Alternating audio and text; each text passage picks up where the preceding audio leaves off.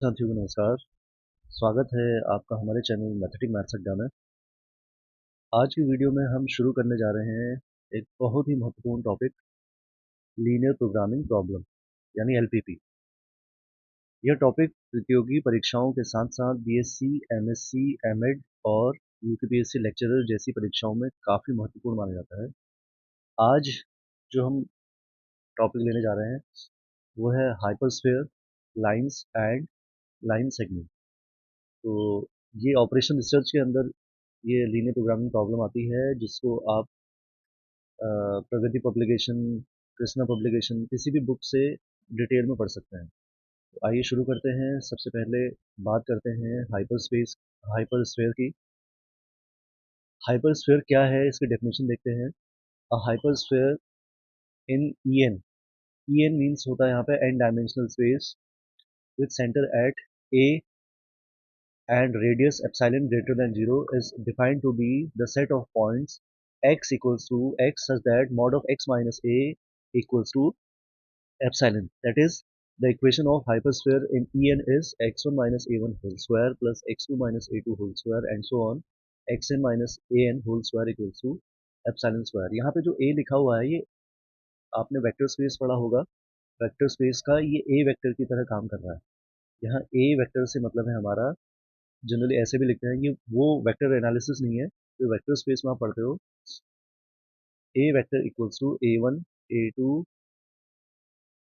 Up to A N, ये है। ठीक है। अच्छा, बात कर रहे हैं हाइपरस्फीयर की, तो सबसे पहले हम कोशिश करते हैं टू डायमेंशनल स्पेस से समझने की। आपने पढ़ा होगा x minus a mod equals to epsilon implies that आपने इस ए को ले लिया टू डायमेंशनल स्पेस में, ए वेक्टर ले लिया A one comma A two, तो इसको हम क्या लिखते थे वहाँ पे, X minus A one whole square plus x1 minus a1 whole square plus x2 minus a2 whole square equals to epsilon square। तो ये क्या रिप्रेजेंट करता था वहाँ पे, this represent a circle with centre eight a1 comma a2 and radius is epsilon. तो two dimensional space यानी कि E2, ई स्क्वायर में ये जो हाइपरस्फीयर है आपका एन डायमेंशनल स्पेस में, ये टू डायमेंशनल स्पेस में क्या बनेगा, एक सर्कल बनेगा, एक सर्कल का काम करेगा। अच्छा, E3 की बात करें तो E3 में ये क्या बन जाएगा, ये बन जाएगा x1 minus A one whole square, x2 minus A two whole square plus x3 minus a three whole square equals to epsilon square. तो ये क्या रिप्रेजेंट करेगा, ये रिप्रेजेंट करेगा एक स्फीयर जिसका सेंटर है ए one comma A two comma A three और इसकी रेडियस क्या है, एप्सिलॉन। ये है E3, थ्री डायमेंशनल स्पेस। तो अब आपको हाइपरस्फीयर इजीली समझ में आ गया होगा कि टू डायमेंशनल स्पेस में एक सर्कल, थ्री डायमेंशनल स्पेस में स्फीयर, ऐसे ही एन डायमेंशनल स्पेस में अगर हम बात करें तो उसको अगर हम आगे इस तरीके से एक्सटेंड करते रहेंगे तो x1 minus A one whole square plus x2 minus A two whole square and so on xn minus A N whole square equals to epsilon represents a hypersphere in En, जिसका centre आप अगर बात करें तो centre क्या हो जाएगा, a1 a2 से लेकर के an, और रेडियस आपकी अभी भी क्या रहेगी, एप्सिलॉन। क्लियर है। तो ये है हाइपरस्फीयर के बारे में। कोई छोटे छोटे पॉइंट्स बना करके आपसे ये एमसीक्यू में पूछा जा सकता है कि हाइपरस्फीयर की कंडीशन क्या होती है, हाइपरस्फीयर किस डायमेंशनल स्पेस के लिए क्या होता है, और ये जो इक्वेशन है, इस तरीके से कोई क्वेश्चन पूछा जा सकता है। तो ये बात हो गई हाइपरस्फीयर की। चलिए आगे बढ़ते हैं। अब बात करते हैं लाइंस की।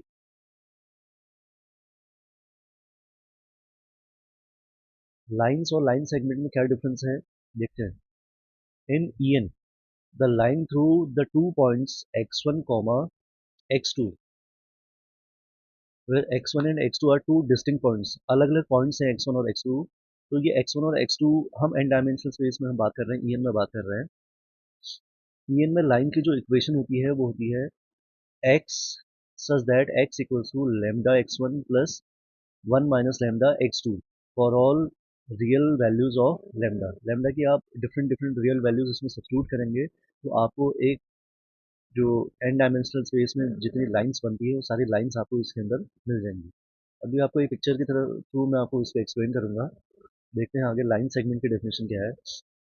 The line segment joining two points x1 and x2 is defined to be the set of points x such that x equals to lambda x1 plus 1 minus lambda x2 where lambda is in between 0 and 1।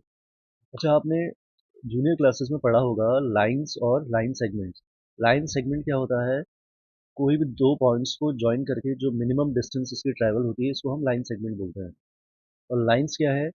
किसी line segment को both way अगर आप extend करते हो infinite को तो ये क्या बन जाती है? एक लाइन कन्वर्ट हो जाती है। तो लाइन सेगमेंट जो है वो लाइन का एक बेसिकली एक पार्ट है, उसको हम लाइन सेगमेंट बोलते हैं। तो लाइन सेगमेंट के लिए आपको दोनों कंडीशन में क्या है, एक्स इक्वल्स टू क्या है, x one plus one minus lambda x two, क्योंकि ये इन्फाइनाइट की तरह एक्सटेंड होती है तो यहाँ लेमडा की आप इन्फाइनाइट वैल्यूज रख सकते हो।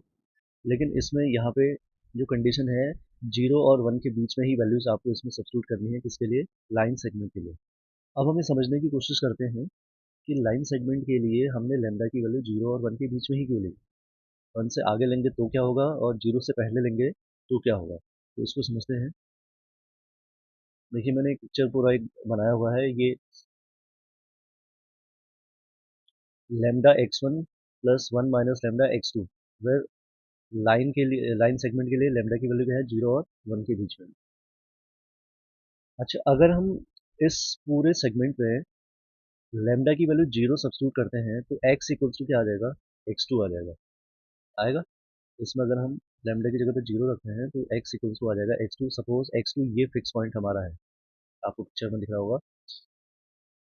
फिर हमने लेमडा की वैल्यू वन सब्स्टिट्यूट करी तो एक्स इक्वल्स टू कितना मिला हमें, एक्स इक्वल्स टू मिला वन, सॉरी एक्स वन। तो लेमडा की वैल्यू मिनिमम वैल्यू जो जीरो थी उसको सब्स्टिट्यूट किया तो एक्स टू मिला, और सबसे बड़ी वैल्यू वन सब्स्टिट्यूट करी तो एक्स वन मिला। ये दोनों हमने नंबर लाइन में प्लॉट कर दिए, ये दोनों पॉइंट्स। ठीक है। अब हमने जीरो और वन के बीच में कोई भी वैल्यू रखी है इसमें, जैसे हमने रखी लेमडा की वैल्यू हाफ रखी है यहाँ पे। लेमडा की वैल्यू हाफ रखेंगे तो ये X one plus X two upon two आ जाएगा। X one plus X two upon two जो पॉइंट होगा वो एक्स वन और एक्स टू के बिल्कुल बीच में होगा, मिड में होगा। ऐसे ही आप जीरो और वन के बीच में और भी कोई वैल्यूज इसमें रखते रहेंगे तो आपको जितनी वैल्यूज मिलेंगी वो सारी वैल्यूज कहाँ मिलेंगी, एक्स वन और एक्स टू के बीच में ही मिलेंगी। और जैसे ही आप एक्स ये जो इक्वेशन है इसमें लेमडा की वैल्यू वन से बड़ी रखते हैं, वन से बड़ी रखने पे आपको वैल्यू इस एक्स टू से बाहर मिल जाएगी। क्लियर है? और लैम्डा की वैल्यू जीरो से छोटी अगर आप कोई भी वैल्यू रखते हो तो आप एक्स टू से पहले पहुंच जाओगे। तो थोड़ा थोड़ा पिक्चर क्लियर हो रही होगी कि एक्स वन और एक्स टू में आपने इस इक्वेशन में लैम्डा की वैल्यू जीरो और वन के बीच में कोई भी वैल्यू रखी है तो जो आपको वैल्यूज पॉइंट्स मिल के आ रहे हैं, या जो इक्वेशन में हमने वैल्यू सब्स्टिट्यूट करके हमें जो वैल्यूज मिल रही हैं वो सारी वैल्यूज कहाँ मिल रही हैं, वो सारी वैल्यूज हमें एक्स वन और एक्स टू के बीच में मिल रही हैं। और जैसे ही हम लैम्डा की वैल्यू वन से बड़ी कोई वैल्यू रख रहे हैं तो आपको वैल्यू एक्स वन से बाहर मिल जाएगी और x2 से पीछे मिलेगी जब आप लैम्डा की वैल्यू जीरो से छोटी रखते हैं। तो लाइन सेगमेंट मैंने आपको बताया दो पॉइंट्स के बीच की ही जो डिस्टेंस है, मिनिमम डिस्टेंस, उसी को लाइन सेगमेंट बोला जाता है। अगर आप एक्स वन से बाहर जाओगे और एक्स टू से बाहर जाओगे तो आप लाइन सेगमेंट से ही बाहर चले जाओगे। लाइन सेगमेंट से बाहर जाओगे तो फिर वो पॉइंट का कोई मतलब नहीं रह जाता। इसीलिए लाइन सेगमेंट में लैम्डा की वैल्यू जीरो और वन के बीच में ही ली जाती है। और एग्जाम्पल के थ्रू समझना चाहें तो आपने एक्स वन को फिक्स कर लिया 2,3, ये ग्राफ में भी आपको दिख रहा है। एक्स टू की वैल्यू हमने रख दी 8,9। अब हमने अलग अलग वैल्यूज रखी हैं, लैम्डा की वैल्यू जीरो रखी है तो हमें 8,9 मिला है, यानी कि ये वाला पॉइंट। हाफ वैल्यू पहले वन रख लेते हैं, वन रखने पे हमने देखा हमें वैल्यू मिली 2,3, वो ये वाला पॉइंट है। जैसे ही हमने हाफ रखा है तो हमें वैल्यू मिल रही है 5,6, ये बिल्कुल इसके मिड में है, इन दोनों के मिड में है। फिर हम माइनस हाफ रखते हैं, यानी कि जीरो से छोटी वैल्यू रखते ही हमें पॉइंट क्या मिल रहा है, 11,12। 11,12 जो है वो इस 8,9 से बाहर चला गया।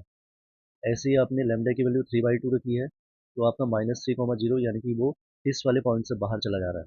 तो लाइन सेगमेंट से ही बाहर हो जा रहा है अगर आप लैम्डा की वैल्यू जीरो से छोटी रख रहे हो या वन से बड़ी रख रहे हो। तो इसीलिए आपको ये ध्यान रखना है, ये बहुत इंपॉर्टेंट कंडीशन है कॉम्पिटेटिव एग्जाम्स के लिए भी, कि लाइन सेगमेंट में जीरो और वन के बीच में ही हम लैम्डा की वैल्यू क्यों सब्स्टिट्यूट करते हैं। तो अब आपको पूरा अच्छे तरीके से क्लियर हो गया होगा कि हमें इसको जीरो और वन के बीच में ही क्यों रखना है। लाइन सेगमेंट के केस में, लाइन के केस में आप कोई भी रियल वैल्यूज रख सकते हैं, क्योंकि लाइन क्या है, दोनों तरफ को आपको इन्फाइनाइट की ओर एक्सटेंड होते हुए मिलते रहेगी। ठीक है, तो लैम्डा की वैल्यू 0 और 1 के बीच में कोई भी वैल्यू आप रखते रहोगे तो आपको इसके बीच की सारी वैल्यूज धीरे धीरे करके सारी वैल्यूज इसके बीच की मिल जाएंगी। तो ये है लाइन सेगमेंट की फॉर्म।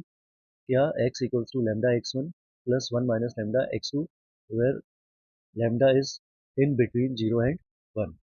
तो आई होप आपको अच्छे से ही पूरी पिक्चर क्लियर हुई होगी कि लैम्डा जो हमारे x1 और x2 के कोफिशिएंट्स हैं, लैम्डा और 1 माइनस लैम्डा, इनका सम जो है कितना आएगा, ऐड करेंगे आप तो इनका सम आएगा 1। तो ये भी याद रखेंगे कि ये भी क्वेश्चन बन सकता है कि x1 और x2 के जो कोफिशिएंट्स हैं उनका सम कितना होना चाहिए लाइन सेगमेंट के केस में, सम विल बी 1। ठीक है, आई होप आपको अच्छे से क्लियर हुआ होगा। और अच्छे से सेगमेंट फॉर्म में भी मैंने यहाँ पे लिखा हुआ है। अगर आप x1 1,0 रखते हैं, x2 0,1 रखते हैं, तो आपको सेगमेंट फॉर्म जो मिल रही है वो कोऑर्डिनेट्स जो मिल रहे हैं लैम्डा कॉमा 1 माइनस लैम्डा मिल रहा है। तो यानी कि लाइन सेगमेंट की जो ये वाली बेसिक इंटरसेप्ट फॉर्म है वो x plus y equals to 1 मिल गई, जो x को 1 पे कट करती है और y को 1 पे कट करती है। तो सबसे ज़्यादा इंपॉर्टेंट पॉइंट आपका यही था कि लैम्डा की वैल्यू आपको कहाँ से करनी है। तो आई होप आपको आज की वीडियो समझ में आ होगी। Thank you.